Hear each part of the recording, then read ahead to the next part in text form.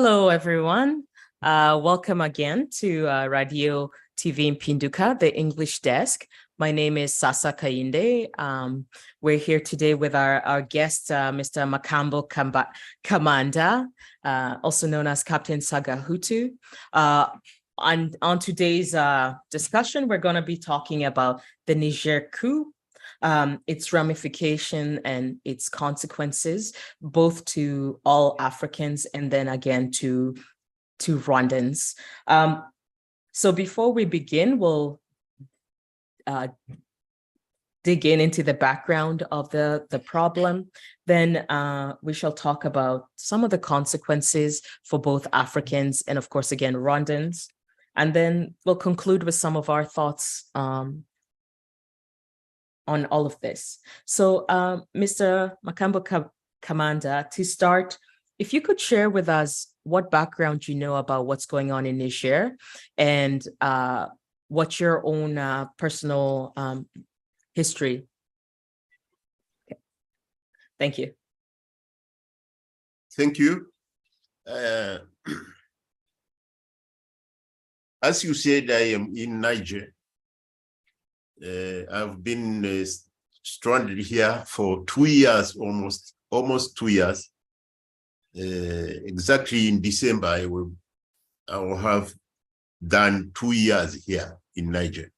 But unfortunately, I didn't have enough opportunity to visit neither the town nor the country, because we are here in a house where we are like arrested. We are in a house arrest. So when this situation prevailing in Niger now occurred, what they do call a coup d'etat or something they want, we were in the same situation. That means we were in our house where we are held as prisoners. We came here in this country following agreement between United Nations and the government of Niger. But it didn't work. So we found ourselves as prisoners while we were supposed to come here and be treated as we were supposed to get permanent residence in this country. But everything was upside down. We didn't know what happened. But for now, we can say it was because of an understanding between Macron, president of France, and Kagame, the president of Rwanda. Mm-hmm. Those are the people. So just to summarize for those who may not know, Captain Sagahutu and a couple other politicians who had gone through the Arusha courts were granted through the United Nations. They were supposed to get residency in Niger. And of course, I forgot what the word is, but from there, you were supposed to either get a chance to meet your family members or become full residents of Niger. But this agreement was between the United Nations and the previous government of Niger. So now with the coup, Captain Sagahutu is going to explain to us how that will affect him and the other members who are in Niger with him. Yeah, I think you made a good summary of the situation. Now we find ourselves in the same situation. The new government, that one coming from the coup, doesn't know about us. And I see. The United Nations is doing all they can to solve our situation, but they can't. They just tell us that they are concerned about the difficulties we do find us in, but there is nothing they can do. Now, if I go to the topic of, as I found it in the text I got from my friend there, yeah, if you can share with us a little bit of the history of Niger that you know of. For example, a lot of these origins of the Sahel's insecurity, they really start with the destruction of Libya and the removal of Kadhafi. And so many of those countries in the Sahel, we see they're facing the same issues with terrorism and instability. Could you explain to us how that action is also plays a part in Niger's coup? Yeah, you are right. Everybody who knows about the situation of Libya, what happened to Libya, which is for now in total chaos. Everybody who knows about it can imagine that what is going to happen after the aggression of Niger by these ECOWAS troops, that will be the same, and all the region will be concerned. There is no country in this region, the Sahel region, I mean, which doesn't have problems, insecurity problem at home. If you take Nigeria, even if it is a big country, they said it's the first economy in Africa, but they have not been able to defeat Boko Haram in more than 20 years. And the other countries of this region, Sahel region, I mean, there is no country without insecurity problem. Let's take Niger, where we are now, has problem almost 10 years of insecurity. The same insecurity is in Mali, just a neighbor of Niger, and Burkina Faso, the same issue. So if we can think about the ramification of what will follow this conflict, we can't predict it as a whole, but we can imagine that the situation which happened with Libya will happen with the whole throughout of this region, without exception,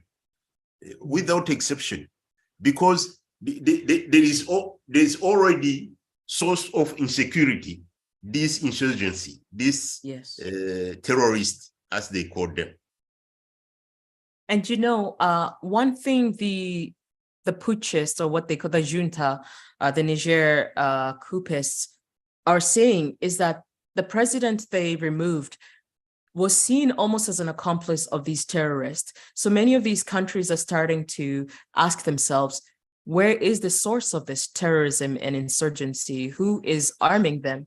And what is the point of their existence? And I see that many of these young leaders are now understanding that these terrorists are actually there to keep the country unstable, allowing Western powers and Western companies to then come in and loot the country. One of the things we've been hearing over and over again is uranium, and how Niger has these resources that are essential for countries like France and many Western countries. And so what would you say about this relationship of instability, the terrorism, but at the same time also taking away the resources that would benefit the Niger people? Yeah, what you say about the resources, this uranium, which all these this big country wants, it doesn't profit to the people of Niger. That's the source of The pain. a lack of happiness among the people of Niger. They don't know why. They have almost everything. This country is a big country, more than 1,300,000 kilometers. It's a big country. Mhm. If you look at it on the map, you see it is the second largest after Mali and Yes. Mali, after Mali and after Nigeria and Mali. It is a big country. You can see it. That's why the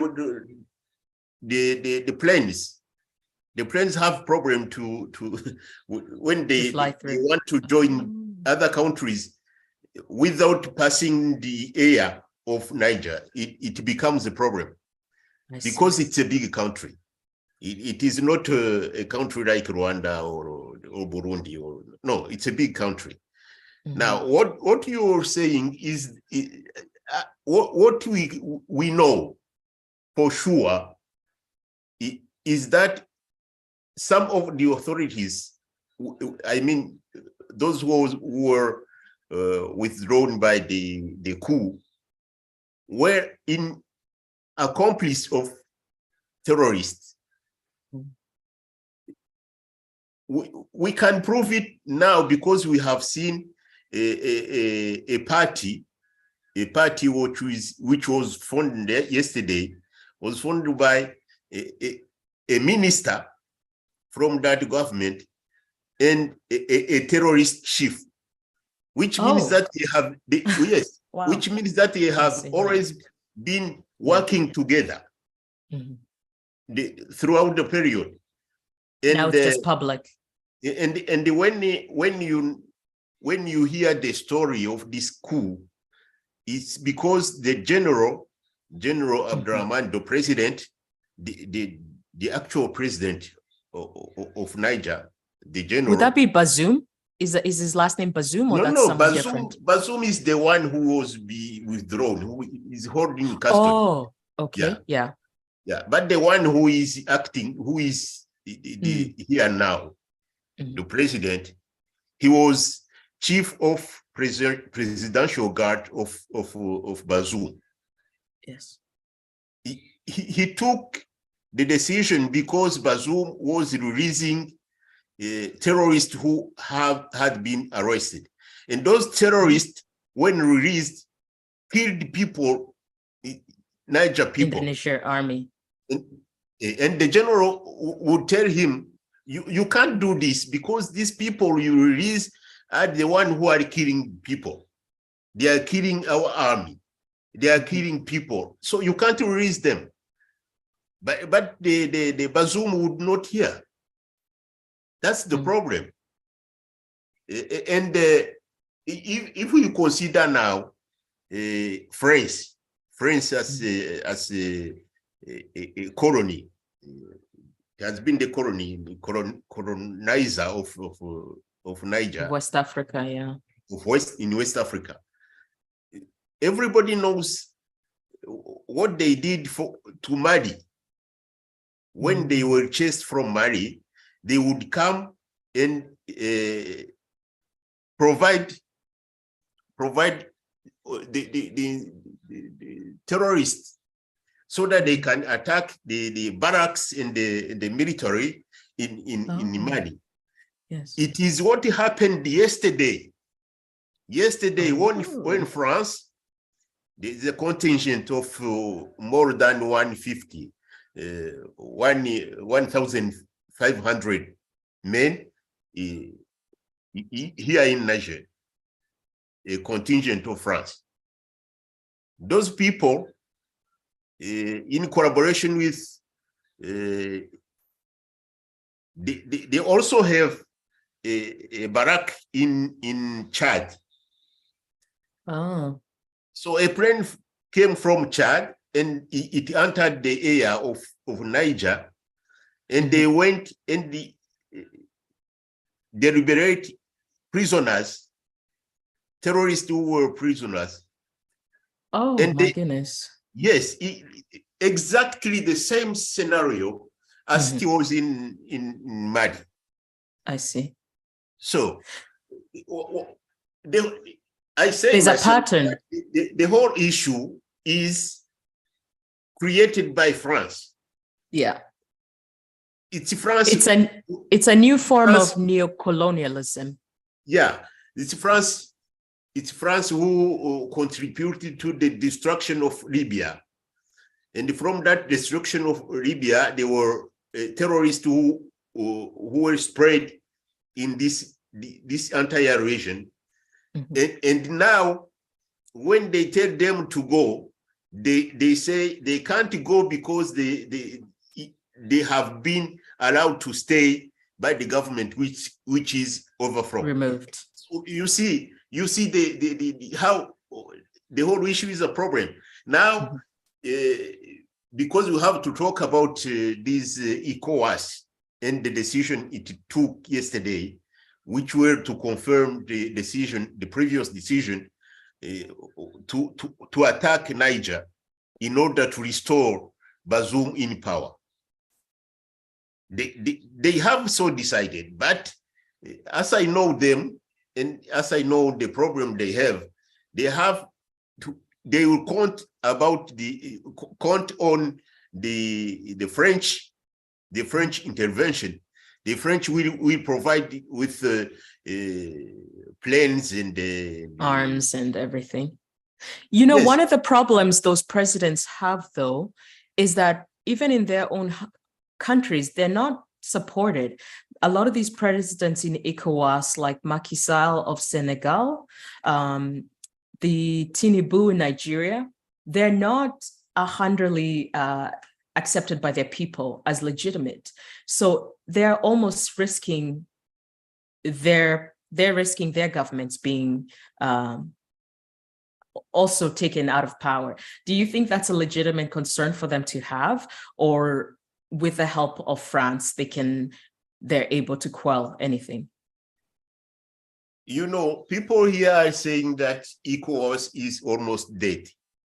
It's a corrupt organization, and it has no chance to survive. What they are trying to do is to follow diktat from France and the other imperialist countries. But it will be difficult for them because the young people, these countries in the Sahel region, they are made of young people. More than 50%, they are young.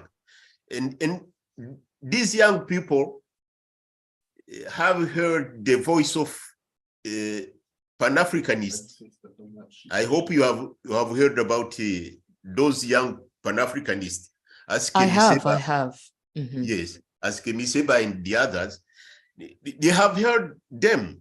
So they understand that the situation they are in, they don't deserve it. Yes. They know their countries are rich in resources, and they know they have the capacity to do well economically, and they find themselves in awkward situation, and they don't want it now. That's why there is a wind of change. Yes. Throughout all these countries, you are talking about Nigeria. Nigeria, the president is newly elected, but that president has not the support of the parliament. Yes. His presidency is still the support of the parliament to attack the country, to attack Niger. I see. Yeah, he has not that support.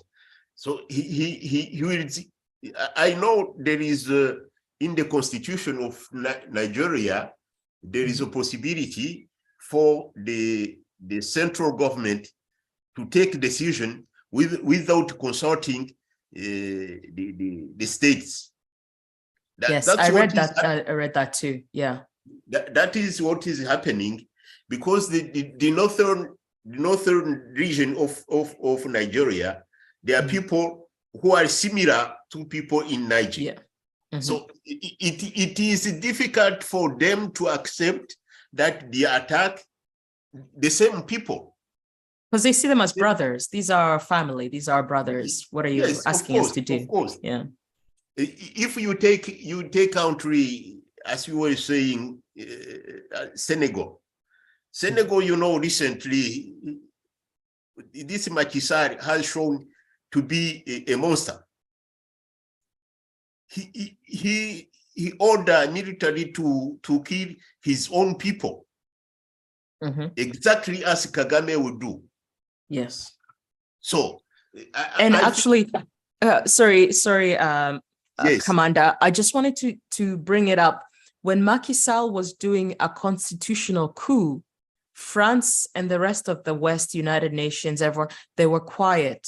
But I noticed when young officers do military coup, then all of a sudden France is not quiet. So that always interests me, how when somebody they want in power makes illegal changes, they look away, they close their eyes. But when somebody does something they don't support, then all of a sudden we hear the cries of democracy. But yeah, so I thought that was interesting. Yeah, that's true. And that is what is happening here.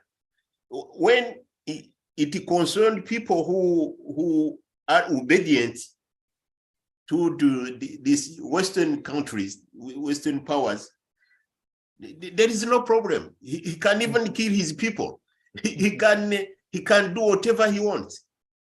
But when it is about people who do care about their own people, as it is in Burkina Faso or in Mali, then they cry on human rights violation and everything. So I don't understand what is in their mind.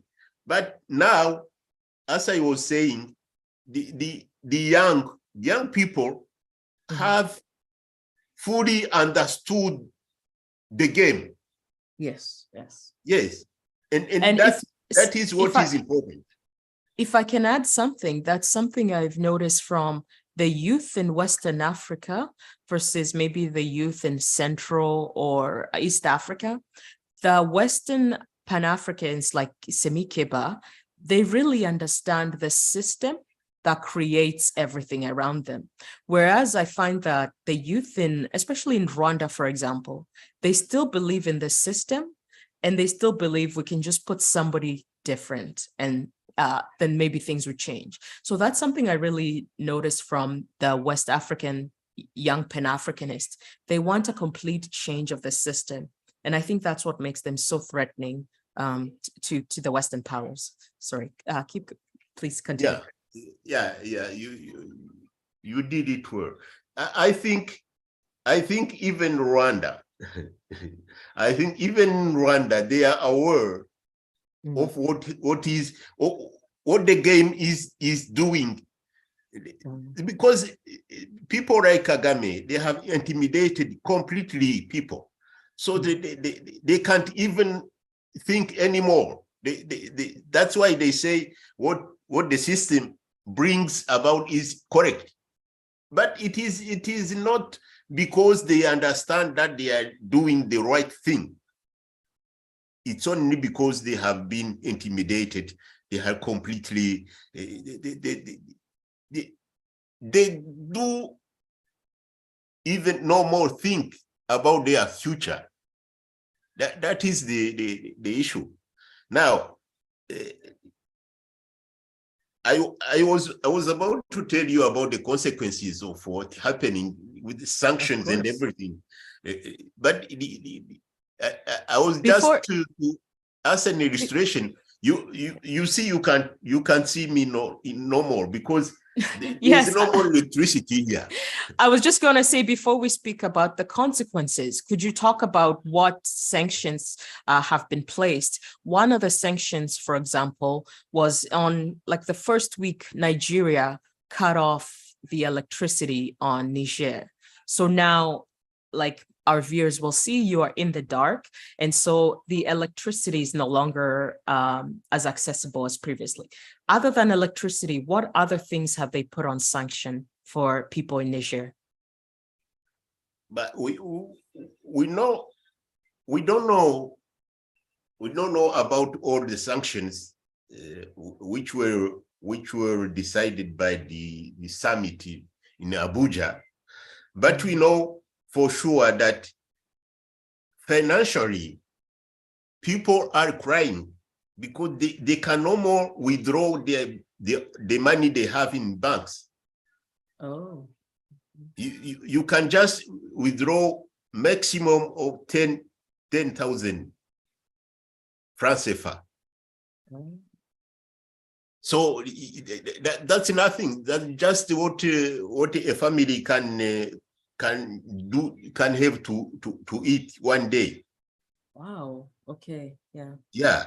So it is very complicated, and but the people, what makes me think that these ECOWAS are not likely to succeed is because the people of here, Niger people, they are very resilient, and they are behind this new power, this military governance. They know what they are doing is true.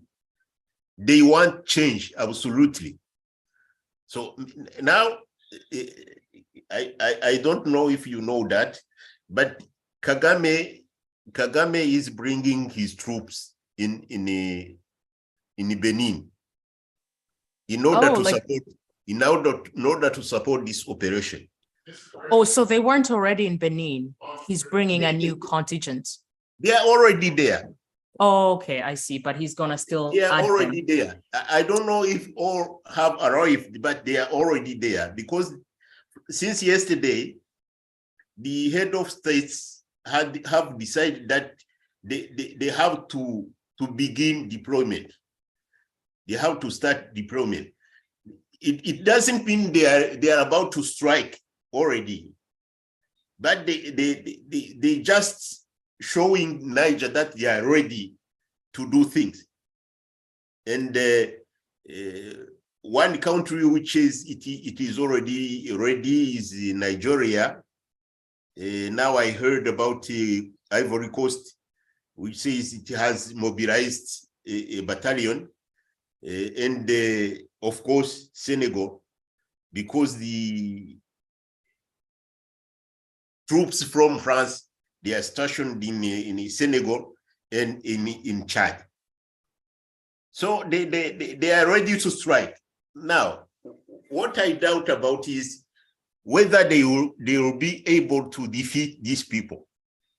The Nigerian people, they are people of Sahel. In the Sahel, as I saw it, they make people accounted to hard life, hardship. So if they come, I talk to those from Rwanda. If they come, they can expect nothing easy for them.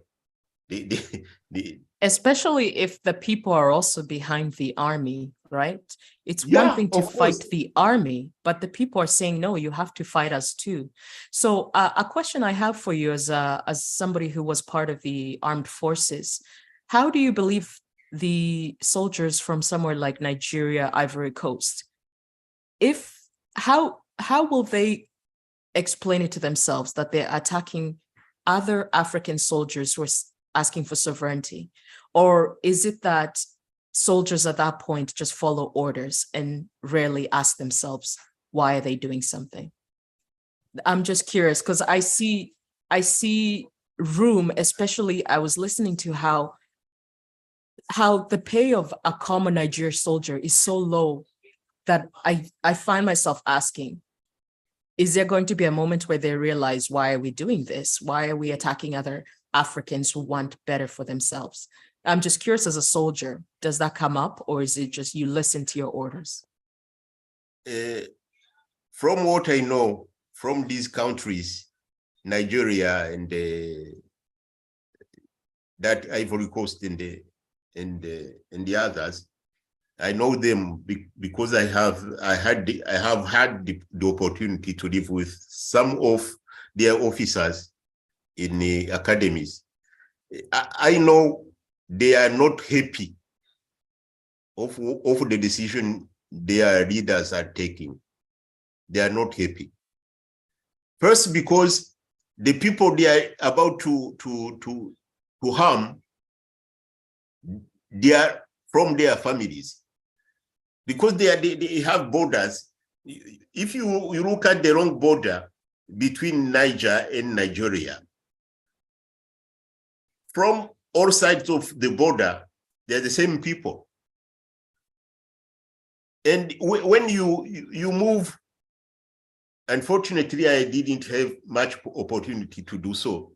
If you move in Niamey, the capital of Niger, you can't walk 1 kilometer without meeting with someone from Benin, someone from Nigeria, and of course, someone from Burkina Faso. So it means that there are a lot of people from those countries who are attacking, who are already here and who are not ready to leave the country, even if it is attacked by their own soldiers. So it means that those who are making decisions to attack, they are not those who are concerned by the happiness of their people. I think personally, from what I saw France doing, the Minister of External Affairs of France and the President himself, they were moving to motivate these leaders of Nigeria, of Ivory Coast, to take decisions. But as you know, France is not ready to see their soldiers die in Niger. No, they are not ready for that. What they are going to do is maybe to strike the barracks and the other concentration of military. And when they have struck with their airplanes and everything, they hope people from Kagame and others, they will go in, evolve on the ground to take over the country. But so they will not succeed, I tell you. Will that not be an occupation? Will that not be a full occupation? That's what it is going to be. And I know from the negotiations they were these last days, there is a Secretary of State from your country there. Victoria Nuland. My goodness. Nuland, what she told these militaries is that they don't realize the danger they are putting in themselves in, because America is capable of invading Niger. And one of the general who speaks perfectly English like you told her, if to invade Niger is the result of us to hold fast to our sovereignty, then do it. You see? No. I tell you, we went through the same situation in 1994 when Secretary of State Bushner, that period, she called the general, chief of staff of Rwandan force, to tell him that we had to surrender. We had to surrender to RPF. Otherwise, it will be America we'll be fighting against. Wow. It is exactly what they are telling these authorities of Mali today, of Niger today. Of Niger. Yeah. But Mr. Makambo, one of the things I noticed that's different, for example, with Libya and Gaddafi, we also know, well, of course, NATO and America were really involved. But one of the things that was different this time is when they first started threatening Niger, Burkina Faso, Mali, Guinea, all of these new military governments, places like Algeria, they all stood up at the same time without even Niger requiring or asking them. So I felt like that gesture itself showed that the game has changed slightly, that this time I don't think they will be able to go into Niger and just do that right away. What do you think the backing, Niger having the backing of these other countries means? Is it just for show, or can it actually end up helping them in the long run? Thank you. No, it is not. It is not just a game. No, it is serious. It is to show this international community that people of Africa are now aware of everything that has been done, and they are ready to fight for their integrity, their freedom. That's why if you see the countries who stand together with Niger, they are those who are hated by the France and others, because they care about the well-being of their people. Yes. Yeah, that's it. And honestly, if I tell you this because I am, it is because I have this background of military. These people, if they do attack Niger, they will face many problems. Their own people. They will have to face their own people. Yeah, if you look at a country like Algeria with the army of Algeria is the second in strength in Africa. Oh, I see. Yes, after Egypt. After Egypt, it is Algeria, and Algeria has all the necessary instrument to strike and to strike back when they attack Niger. So I don't think they will be successful. And I know from today, I know until when the chief of staffs from those countries of ECOWAS, they will meet, they hold meetings to see if they are really able to strike. As I used to say every day, there is no general who wishes to see his military, his soldiers die on the battlefield. So I think they rethink twice to invite this country. Yes, especially if you are for the leaders of ECOWAS, when so many of their youth are ready also to shake up the table. So many of their youth at home are ready, to change the relations they have with other countries, but also just the conditions they live in. So I feel like their leaders doing this is a big gamble. I've heard many people say that this will either destroy those countries, split them in two, or there's also, of course, the fear of a proxy war being played against the superpowers, that being Russia and America, but being played in West Africa. But also, I really just want to say this one thing. For those condemning this coup, they should really be careful and read the signs of the time. The significance of what's happening right now. All of us youth in Africa really need to learn from it, but also us in the diaspora, we have to start asking ourselves, how can we help in this fight? And also, a fundamental change is needed in the relationship between Africans and the West. And it is very long overdue. So it is, for me, amazing to see young soldiers, young leaders saying, you know what, enough is enough. We can make changes. And I really do wonder for the East Africans, but particularly for our group, our Rwandans, what can we add to this? I see a lot of young people educating other people about Kagame and the truth, etc. But other than that, what can we add to this informational warfare? Let me say that you are totally right in your analysis.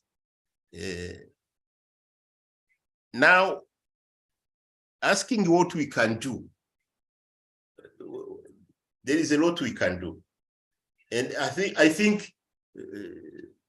simply think that a lot has been done in terms of makes this our young people, the young people of every country, aware of the injustice which is done for them. The suffering of the populations in our countries, also the resources we have, we don't actually deserve to live the life we living in reality, because we have everything. This country, I was asking someone, a soldier this morning, I was asking what Niger has apart from uranium. Uranium is known, but they also have petrol. They are in a capacity to sell petrol to or equals countries. And something people has never said is that they were about to put a pipeline from Nigeria. Oh, my goodness, yes, through this area, this Sahel, to go to Europe. Yes, NATO. And yeah. when they decide to attack one of those countries, which is Niger, is the central area for the passage of this pipeline. What they want is to destroy this country so that they can use this petrol without paying. That's the idea of those imperialists. They want just to make our people suffer, to impoverish them, and to take their resources without paying anything. Stealing, that's the idea. Commander, that point you just mentioned about the oil, if you also connect what they just did to Russia and Ukraine, the Ukrainian-Russian war, that war disrupted their flow of cheap Russian oil. So now they're even more desperate for access to this oil. So now, because at first everyone thought it was just uranium in Niger, but once you learn about the oil as well and the plans for the Niger pipeline to Europe, you really understand why they're so panicked about the possibility of Niger sovereignty. So that's an amazing point you brought in. They do panic, especially France. France, they are completely panicked. They don't even think straight these days. They know they are going to lose everything, and there's nothing they can do to avoid that. They are going to lose everything, and Putin has already told them that there is no necessity for Russia to attack France. Russia is going to help African countries to remove colonialism, their rights, and France will go down as a rotten fruit. So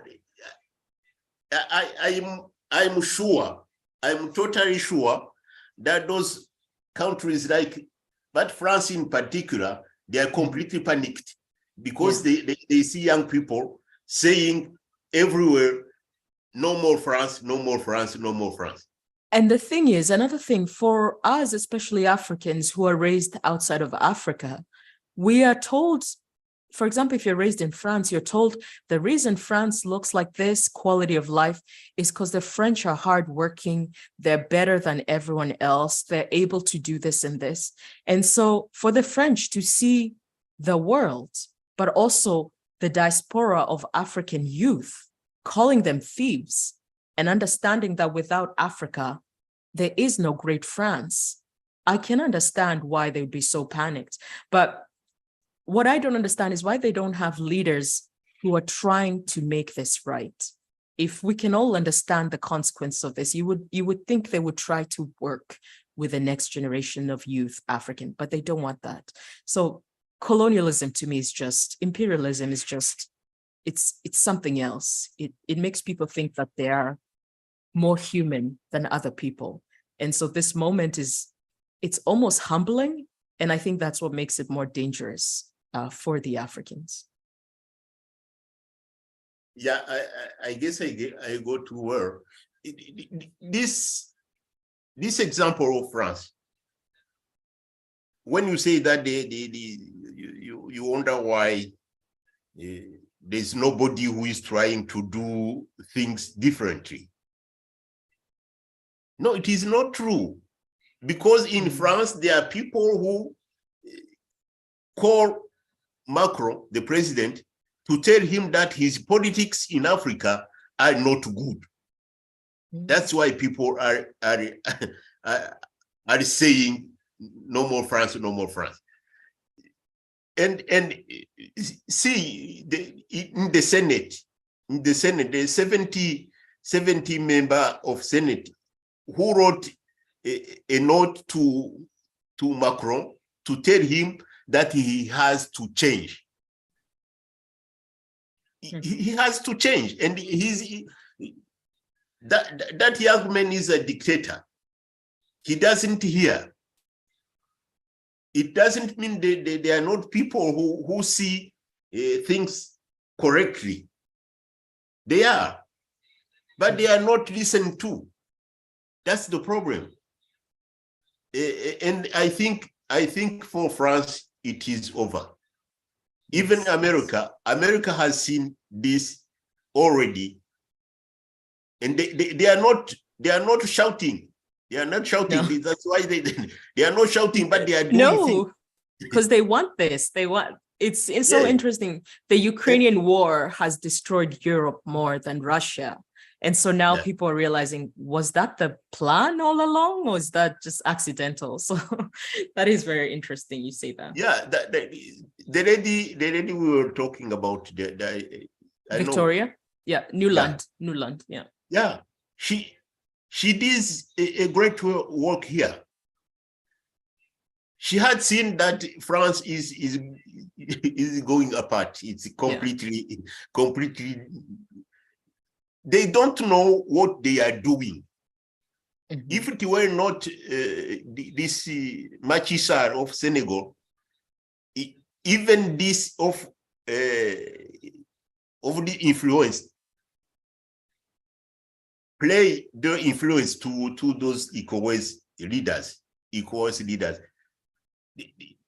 It is been done by the president of Senegal.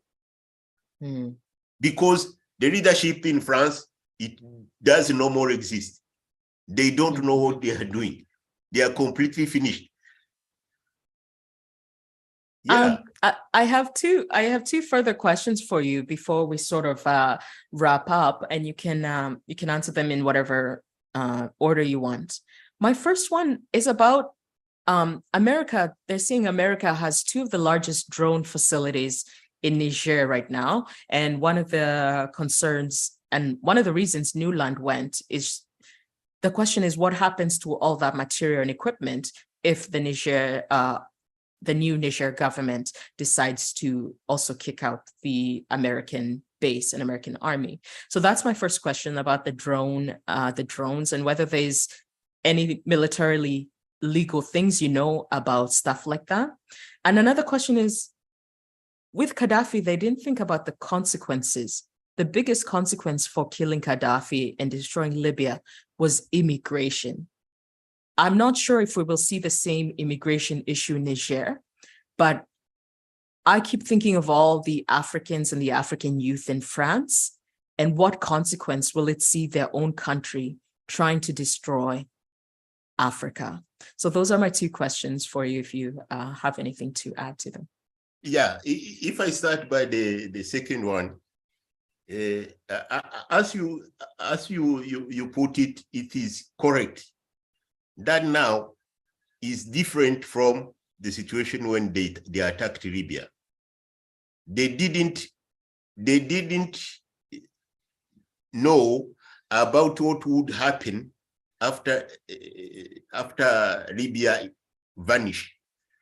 And what happened is that from the destruction of Libya, there were all these terrorists which are spread through this Sahel region. Now, a country like yours, yes, USA. Canada. That's why they don't talk much, because they are seeing France fall apart. Yeah. And as you say, they have those military barracks and those bases and the central for these drones and everything. They want to continue their cooperation with the authorities. And as I know them, they are not insisting on restoring Bazoum in power, but they are discussing with the new authorities the possibilities to overcome all this without bloodshed. So that's the difference between France and America. America, they know what is going to happen might be worse than the situation they are in today. That's why they tell them, let us sit and discuss and find a way to overcome all this without killing people. I know this buzz of America. They have more than 1,000 people, men in Niger here, and as America do, I know. Unfortunately, I know. When there is a situation like this one, they choose their men. Yeah, they choose people with whom to discuss issues. And the one they chose among the generals is one who studied who has been trained in America. Yes. And this is a good approach. A good approach because even France, they have many generals who have been trained in France, in the other European countries, but they don't. With their spirit of grandeur, they think they are superior. They are clever. They don't want to sit and discuss issues because they think with restoring this the president Bazoum, they will get everything they want. But that won't be possible because the young people are opposed to that. That's my view, and I stand by it. I think they can do whatever they want, but with the will of the young people, they have to accept They have to accept and let people benefit from their country, get the integrity of their countries, and live the life they deserve in their country. Yes. I think I respond to both of them. Thank you. There is a word Ibrahim Traore of Burkina Faso uses, and many of these young Pan-Africans use: dignity. They're not asking for wealth, richness, cars. They're asking for dignity for their people and their country. And this thing they're asking for, once a human being understands, I am of value, I have dignity, you can't take that away from them. And I think that's what's really scaring Western powers. You know, a quarter of French electricity relies on Niger's uranium. They've now been expelled from Mali, Burkina Faso, and I believe Guinea. Is it Guinea Conankry or Guinea-Bissau? Guinea Conankry, yes. Guinea Conankry. And if this trend continues, we're going to see a generation of young Africans who are the future demanding change, but mostly demanding the dignity they see others across the world having, demanding that respect, demanding just basic human things. And you're so right, that is a wind. It reminds me of the Arab Spring. There is some similar things to what is happening now. And it is quite an interesting moment. And so it was actually very, very great to speak to you, Mr. Makambo Kamanda, about these. And so just to remind our viewers, today we were speaking about the Niger coup, its ramifications and its consequences. And we really tried to tie in ourselves as Rwandans, how this will affect us in the long run. As somebody who lives outside of Africa, it is very scary time. It's forcing us to ask ourselves, why do we live here? And will we be able to live outside of Africa forever? So it's very hard questions to ask when you're a young person, but it's questions we should try and ask, try and talk about, try and see a way through, because these questions do affect us as well. Even though we're not directly in Africa, they do affect us. So Mr. Makambo, if you have any last words you want to share, any thoughts, please go ahead. Yeah, that would be the last thing I think about. It is,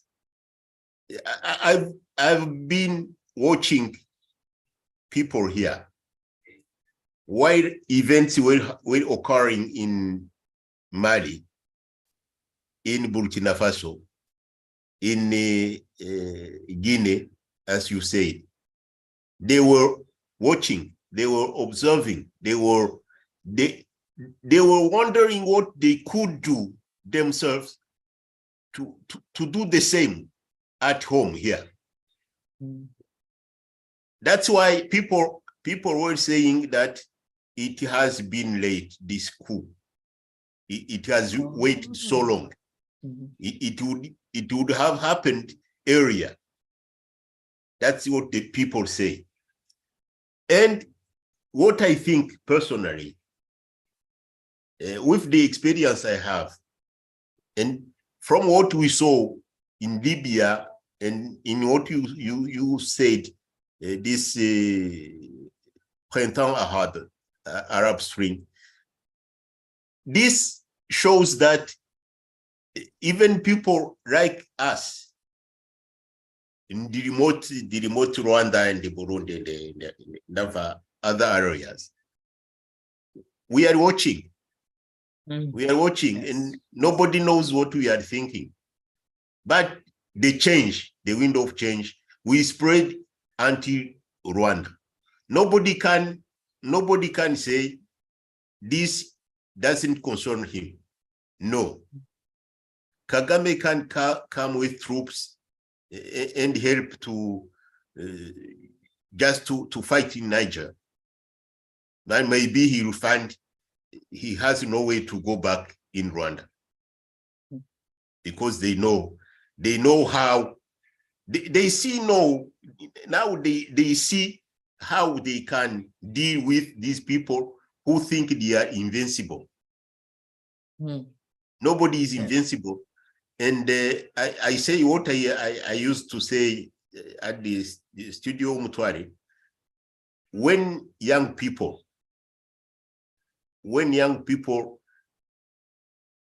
have understood and have decided to take their destiny in their own hands, nobody can resist them. Nobody.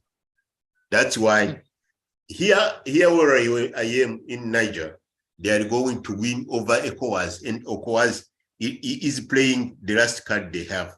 That will be the end of ECOWAS. There will be the end of France. There will be the end of those who think they can force young people to do the thing they don't want. Yes. I will end thanking you for accepting me to your television. When I came, I was not. I didn't expect to speak English because I am. A long time I didn't speak a word in English. I see. Because we are in a French-speaking country.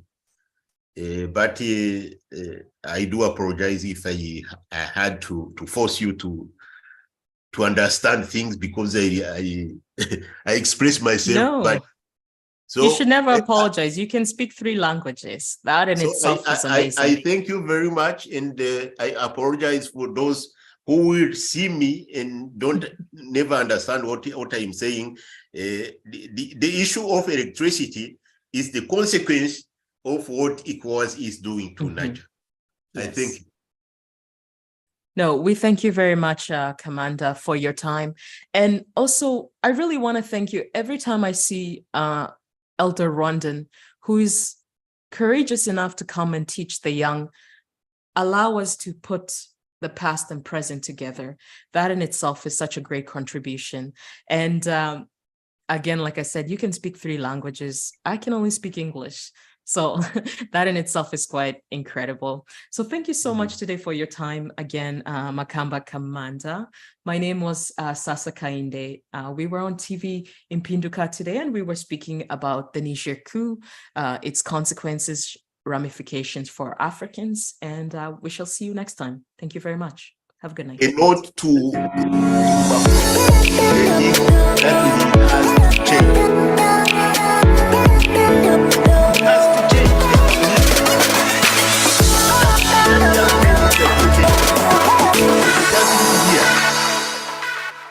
It doesn't mean they are not people.